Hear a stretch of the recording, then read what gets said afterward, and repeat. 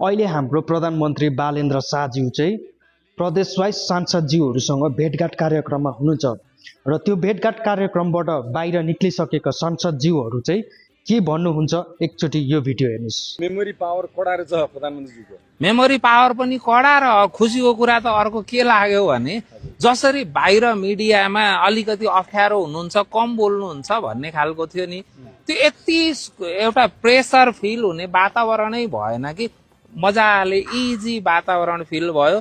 आवश्यक परेका कुराहरूमा मजाले दोहोरो फेरि फेरि भन्नुस् त, ल त्यसलाई क्लियर गर्नुस् त भनेर यसरी इजिली कुरा राख्नुभयो।